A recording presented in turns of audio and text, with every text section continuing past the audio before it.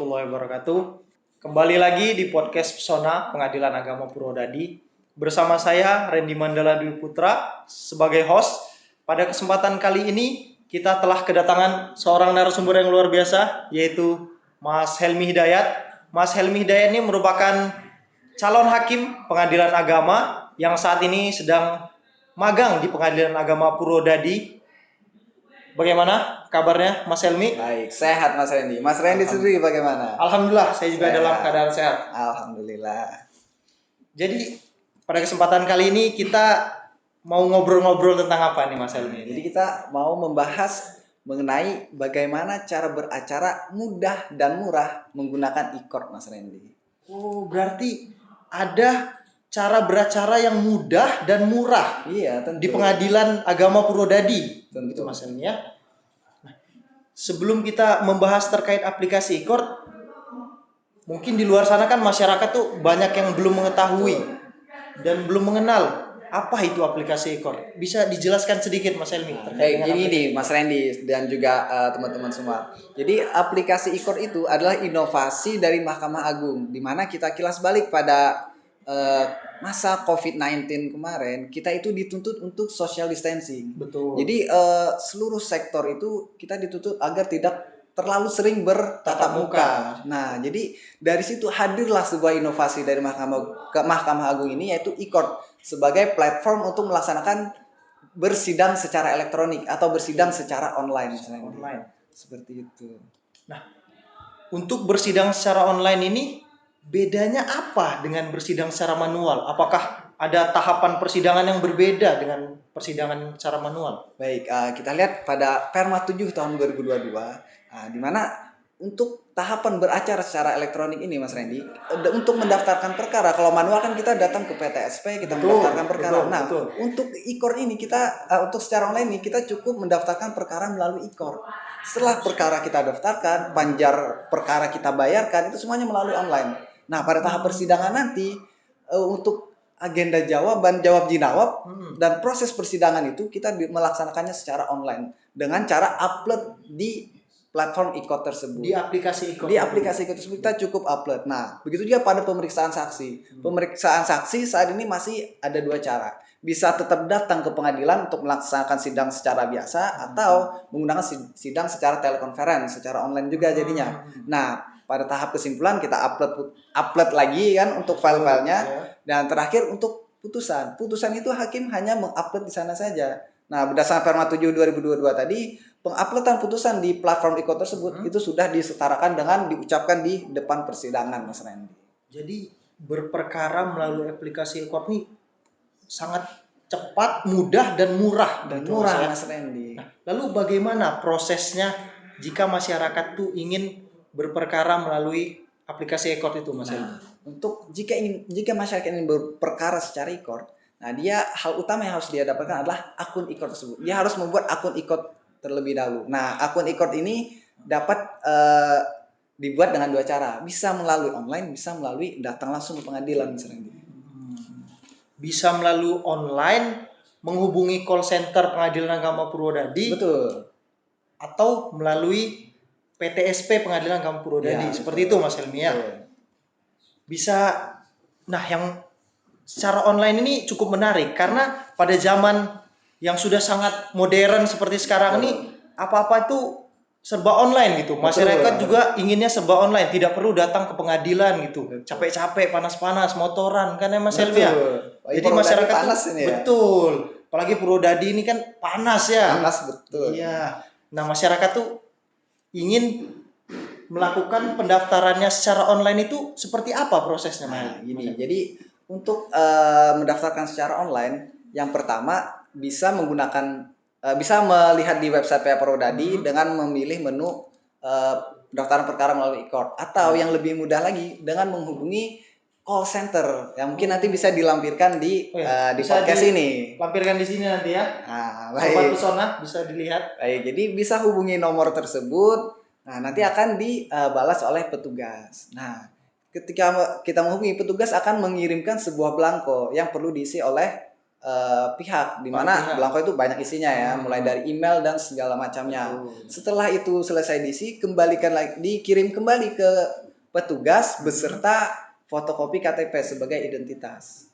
Nah, setelah diterima oleh petugas, nanti kan petugas memeriksa, perlu verifikasi. Verifikasi ini nanti akan dilaksanakan via video call melalui WhatsApp. Nah, untuk menyamakan apakah identitas yang ada di KTP dengan orang itu adalah benar orang tersebut. Nah, ketika itu telah terverifikasi, maka petugas akan membuatkan akun e-card tersebut, yang mana paspor dan hal lainnya akan dikirimkan via email yang dituliskan pada belangko tersebut. Pada belangko, begitu ya.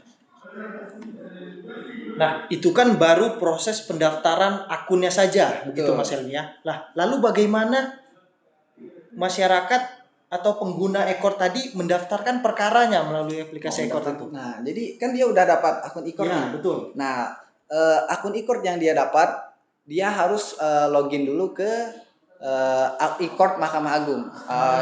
Websitenya itu e-court.mahkamahAgung.go.id. Nanti masuk di sana, nanti ada menu mau mendaftarkan perkara permohonan atau gugatan. Juga nanti diharuskan memilih pengadilan mana yang mau didaftarkan, dan dalam hal ini salah jangan sampai salah. Tiba-tiba milih pengadilan agama. Iya, pernah juga terjadi begitu, jangan sampai ya.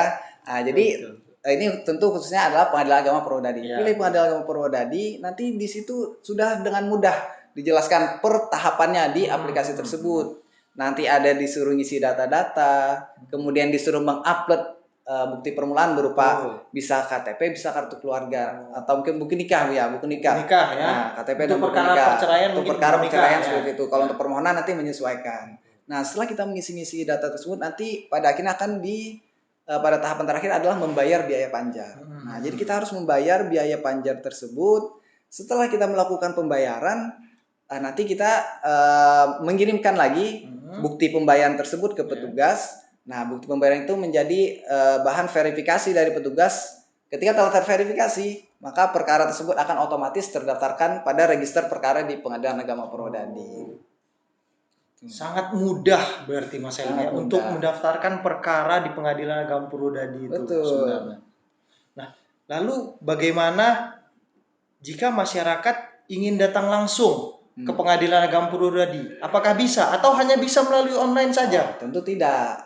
Nah, untuk pendaftaran secara online tadi kan mungkin mudah dengan bagi yang mageran mungkin ya, mungkin yang kayak panas-panasan, kayak ngantri mungkin terlalu mudah. Tapi mungkin bagi orang yang lebih tua, yang udah sudah mulai berumur, nah tentu sulit untuk menggunakan teknologi. Maka kita sediakan secara langsung datang ke pengadilan, nanti akan dibantu langsung oleh petugas dalam pendaftarannya. Jadi pihak ini cukup datang ke kantor Pengadilan Agama, nanti orang pertama yang ditemui pasti security atau satpam ya. Nanti akan diberitahukan untuk mengambil nomor antrian. Cukup kasih tahu ke security untuk saya ingin berperkara secara e-court. Nah, nanti akan diarahkan ke PTSP, tunggu nomor antrian, nanti akan dihadapkan kepada petugas e-court. Petugas e-court. Nanti sama juga seperti online tadi, kita disuruh mengisi data dan menyerahkan identitas. Nah, kan ini nggak online, jadi langsung aja diperiksa, diverifikasi oleh petugas, nanti akan langsung dibuatkan akun e-court tersebut. Nah, kemudian ini Mas Randy, untuk mendaftarkan perkaranya, dia juga bisa mendaftarkan secara sendiri ataupun minta bantuan kepada petugas. Kalau mendaftarkan sendiri seperti tahapan yang online tadi, cukup pilih, isi datanya, ikuti alur yang sudah sesuai di website tersebut, atau kita serahkan semuanya ke petugas, nanti petugas yang akan daftarkan. Jadi para pihaknya terima bersih Mas Randy. Betul. Nah, untuk yang mendaftarkan perkara dan akun melalui Pengadilan Agama Purwodadi, itu para pihak harus membawa dokumen-dokumen apa saja, Mas Helmi?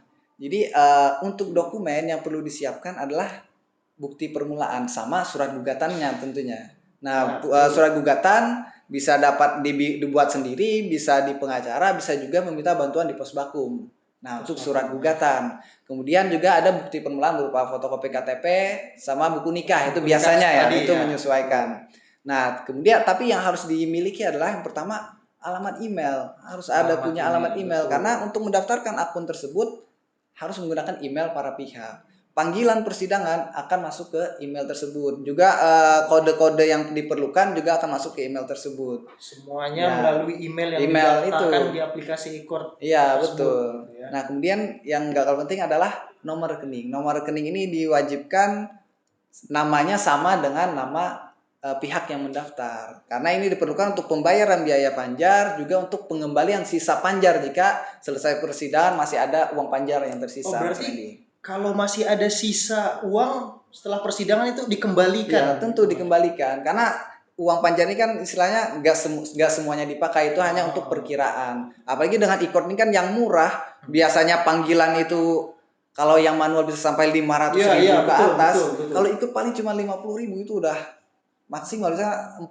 ribuan saja, Mas. Jadi masyarakat yang ingin mendaftarkan perkaranya melalui e-court itu sebenarnya sangat mudah, murah, dan cepat, begitu Mas Helmi ya? Betul sekali. Jadi ini juga menjadi internalisasi dari core values berakhlak sebagai ASN.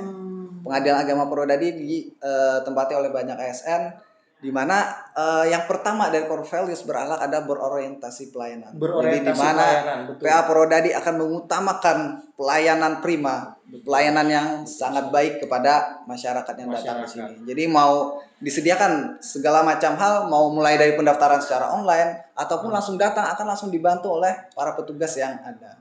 Begitu Mas Randy. Baik, ternyata untuk beracara secara elektronik di Pengadilan Agama Purwodadi itu sangat gampang sekali Mas Helmi ya. Para pihak cukup berperkara secara elektronik melalui aplikasi e-court, begitu Mas Helmi ya. Demikian podcast pada kesempatan kali ini. Terima kasih pada Mas Helmi yang telah menyempatkan waktunya untuk hadir di podcast Pesona Pengadilan Agama Purwodadi di sela-sela kesibukannya sebagai calon hakim. Sama-sama Mas Randy. Semoga kita bisa berjumpa lagi di segmen-segmen yang lain Mas Helmi. Baik, siap. Ubur-ubur ikan lele. Jangan lupa like, comment, and subscribe, Le. Terima kasih. Assalamualaikum warahmatullahi wabarakatuh. Waalaikumsalam warahmatullahi wabarakatuh.